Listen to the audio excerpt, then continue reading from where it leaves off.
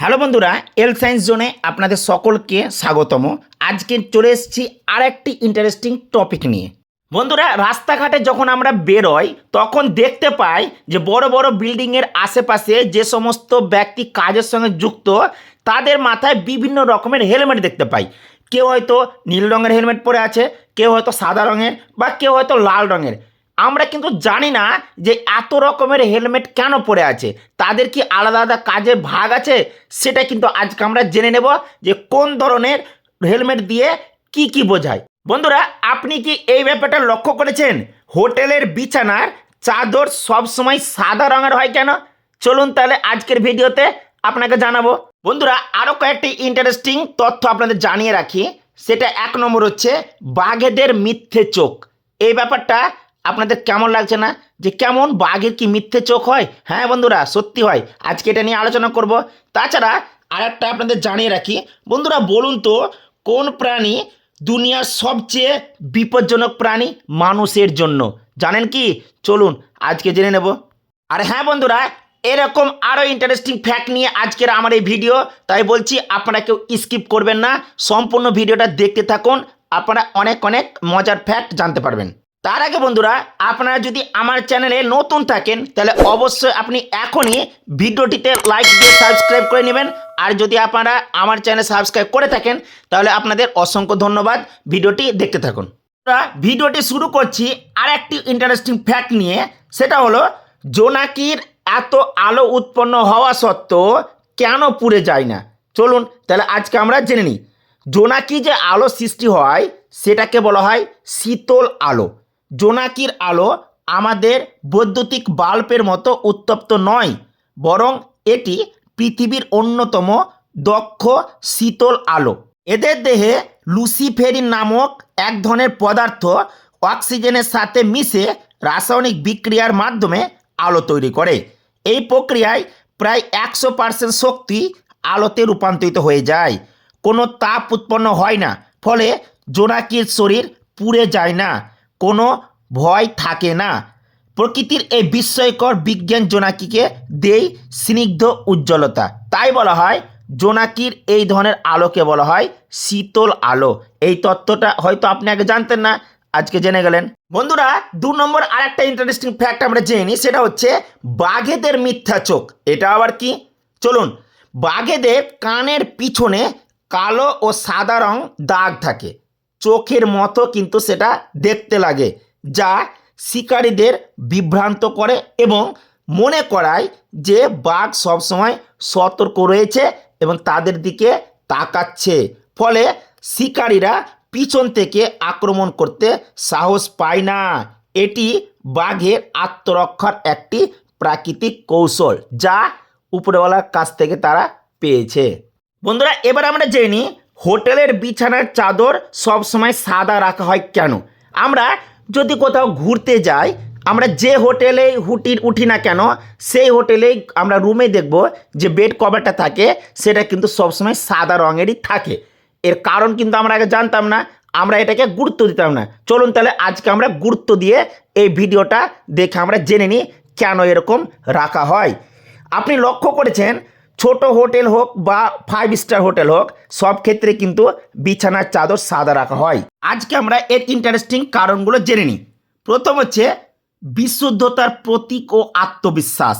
সাদা রং পরিষ্কার পরিচ্ছন্নতার প্রতীক। এটি দেখলে গেস্টেরা নিশ্চিত হন যে বিছানাটি আগের ব্যবহারকারীর পর নতুন করে ধুয়ে পাতা হয়েছে। 2 নম্বর কারণ সহজে দাগ শনাক্তকরণ। সাদা কাপড়ে যে কোনো ময়লা, দাগ বা চুল সহজেই ধরা পড়ে, ফলে হোটেল কর্মীরা সহজেই তা পরিষ্কার বা পরিবর্তন করতে পারেন। 3 নম্বর সহজ রক্ষণাবেক্ষণ, ব্লিচ করা। রঙিন কাপড়ের তুলনায় সাদা কাপড় ব্লিচ করা সহজ, যা জীবাণুমুক্ত করতে সাহায্য করে। এছাড়া সব সাদা চাদর একসাথে ধোয়া যায়, এতে রং মিশে যাওয়ার কোনো ঝুঁকি থাকে না। 4 নম্বর কারণটা জেনে উজ্জ্বলতা। সাদা রং আলো প্রতিফলন করে, যার ফলে ঘরটি উজ্জ্বল এবং বড় দেখায়। লাস্ট পয়েন্ট, মানসিক প্রশান্তি। 1990 সাল থেকে হোটেলগুলিতে সাদা বিছানার ব্যবহার শুরু হয়, কারণ সাদা রং মনের ওপর শান্ত ও প্রশান্তিদায়ক প্রভাব ফেলে এবং হোটেল রুমকে একটি লাক্সারি মেঘের মতো আরামদায়ক অনুভূতি দেয়। আমরা কিন্তু এতগুলো খুঁটিনাটি পুঙ্খানুপুঙ্খ কিন্তু কারণ জানতাম না, আজকে কিন্তু আপনারা জেনে গেলেন। বন্ধুরা, এবার আমরা জেনে নিই, আপনি কি বলতে পারবেন মানুষের জন্য দুনিয়ার সবচেয়ে বিপজ্জনক প্রাণী কোনটা? আমরা কিন্তু অনেক কিছু ভাববো, বাঘ ভাববো, ভাল্লুক ভাববো, আরও অনেক কিছু ভাবতে পারি, কিন্তু না বন্ধুরা, সবচেয়ে বিপজ্জনক প্রাণী হচ্ছে মশা। কারণ একটি গবেষণা অনুযায়ী জানা গেছে যে বাঘের আক্রমণে সারা বিশ্বে প্রতি বছর প্রায় 50 থেকে 250 জন মানুষ মারা যায়। সিংহের আক্রমণে প্রায় 200 জনের মৃত্যু হতে পারে, কিন্তু মশার কামড়ে রোগ ছড়ায়, যার কারণে বিশ্বে প্রতি বছর 7,25,000 মানুষের মৃত্যু পর্যন্ত হতে পারে। ভাবতে পারছেন এই ছোট্ট মশা আমাদের গোটা পৃথিবীর মানুষের পক্ষে কতটা বিপজ্জনক হতে পারে। এবার আমরা জেনে আর একটা দারুণ একটা ফ্যাক্ট, সেটা আমাদের সকলেরই জানা উচিত। সেটা হচ্ছে কোন রঙের হেলমেট দিয়ে কি বোঝায়। চলুন, 1 নম্বর, সাদা রঙের হেলমেট। এই রঙের হেলমেট দ্বারা বোঝানো হয় ইঞ্জিনিয়ার, ম্যানেজার, সুপারভাইজার এবং ফোরম্যান, যারা এই 4 শ্রেণীর কর্মচারীরা সাদা রঙের ক্যাপ বা হেলমেট ব্যবহার করে থাকে। 2 নম্বর জেনে নিই নীল রঙের হেলমেট। সেটা হচ্ছে ইলেকট্রিশিয়ান, কার্পেন্টার্স ও অন্যান্য টেকনিশিয়ান, যারা এই নীল রঙের ক্যাপ বা হেলমেট ব্যবহার করে থাকেন। 3 নম্বর, লাল রঙের হেলমেট। ফায়ার ফাইটার, অর্থাৎ যারা আগুন নেভানো বা ফায়ার সার্ভিসের কাজ করেন, তারা কিন্তু এই লাল রঙের হেলমেট ব্যবহার করে থাকেন। 4 নম্বর, হলুদ রঙের হেলমেট।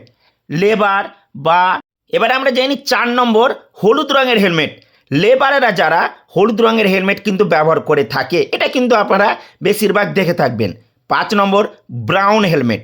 ওয়েল্ডিং কাজের সাথে যারা যুক্ত, যে সমস্ত ব্যক্তিরা যুক্ত যেখানে উচ্চ তাপমাত্রার কাজ করা হয়, সেখানে কিন্তু এই ব্রাউন রঙের হেলমেট ব্যবহার করা ব্যক্তি কিন্তু দেখতে পাবেন। বন্ধুরা, শেষে আর একটি ইন্টারেস্টিং ফ্যাক্ট আপনাদের জানিয়ে রাখি, সেটা হচ্ছে শামুকের মুখে 10,000 দাঁত। কথাটা শুনে অবাক হচ্ছেন? চলুন এই ফ্যাক্টটা জেনে নিই। শুনে অবাক লাগলেও শামুকের দাঁত আছে, তবে মানুষের মতো সারি সারি দাঁত নয়। এদের মুখে প্রায় 1,000 থেকে 12,000 পর্যন্ত দাঁত থাকতে পারে।